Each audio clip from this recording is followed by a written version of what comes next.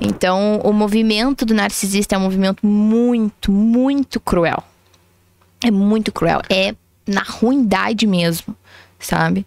Então, é outro nível que a gente tá falando. A gente não tá falando de um nível de pessoas imaturas que se relacionam e um faz uma besteirinha com o outro. A gente tá falando de um nível de manipulação cruel, né? Então, a pessoa que tem um transtorno de personalidade narcisista, ela faz tudo muito bem calculado, porque ela enxerga a vida como um grande jogo. Não é possível, mano. E aí as pessoas são as pecinhas do tabuleiro do jogo na qual ele se diverte manipulando. Então a diversão do narcisista está em ver que ele consegue controlar as emoções das pessoas, seja de forma positiva ou negativa. Quando ele vê que ele tem controle sobre as emoções do outro... É o que dá prazer? É o que faz ele pensar, viu? Tá vendo como eu sou muito foda e melhor que todo mundo? A cabeça do narcisista, da pessoa que tem um transtorno de personalidade, funciona de uma forma completamente diferente do que uma pessoa como nós. Então, na cabeça do narcisista, ele é muito melhor do que todo mundo. Ele sabe que tem algo diferente nele. Às vezes as pessoas me perguntam assim, Bia, o narcisista sabe o que ele tá fazendo? Sim, ele sabe. Mas na cabeça dele não é assim, ai, o que eu tô fazendo é errado, tá fazendo essa outra pessoa sofrer. Não. Na cabeça dele é, nossa, olha como eu consigo controlar o outro. Ah, para, mano. Olha como eu sou melhor que o outro. Ele tem a visão de que a diferença dele faz ele ser melhor que todo mundo, né? Só que isso não é quem de fato ele é só um ego secundário dele, né? Porque o narcisista, no fundo, ele é uma pessoa... Ele se acha um bosta. Ele é muito inseguro. O narcisista, ele é um eterno adolescente de 14 anos. Eu fiz alguns estudos, né, sobre esse transtorno, alguns anos atrás. E tem vários estudos que mostram que os narcisistas, eles não saem da idade mental dos 14 anos. Então, eles são crianças, adolescentes, inseguros, mas que eles desenvolvem esse ego secundário, que esse ego secundário é o super fodão, que é o melhor que todo mundo. Então, como esse ego secundário não tem, de fato, um ser humano por trás dele, ele precisa sugar dos outros para que mantenha aquele ego secundário vivo, entendeu? Tipo um vampirinho, digamos.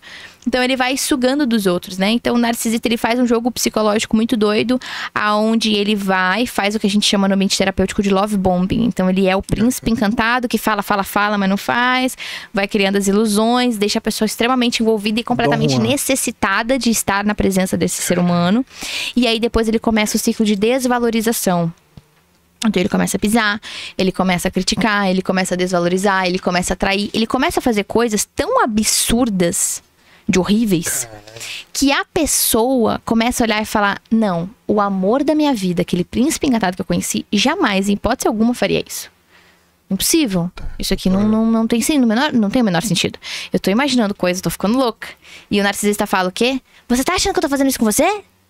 Mas você é louca. Tá vendo como você é louca? Você que estraga o nosso relacionamento? É tudo você. Olha o que você fica fazendo. E não sei o quê. Eu vou embora mesmo porque você tá estragando o nosso... Não, por favor.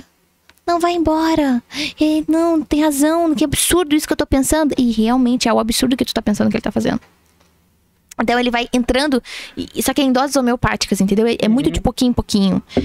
E aí a pessoa não percebe. E aí ele vai fazendo movimentos mais crazy. Então ele vai isolando aquela pessoa. Então ele vai falando mal dos outros pra ela, mal dela pros outros. Ele vai fazendo com que essa pessoa se afaste de tudo e de todos, pra que ela não tenha mais com quem falar o que tá acontecendo, pra que os outros não alertem ela de, cara, isso aí tá estranho. Esse relacionamento tá normal. Isso aí que ele tá fazendo não é legal. Sai, vaza, acorda. Pra ninguém acordar ela, porque ele vai fazer isso. Isso é um processo de hipnose. É uma manipulação da pessoa, que tá fazendo a pessoa. Então ele tava hipnotizando a pessoa pra ela ficar completamente presa, dependente dele. Quando ela estiver completamente dependente dele, já não tiver mais o que ele fazer, que ela já tá comendo a mão dele, ele vai lá e chuta ela longe e arruma outra. Mentira. Aí o narcisista, ele faz a triangulação, né? Então ele sempre tem outra pessoa. Sempre.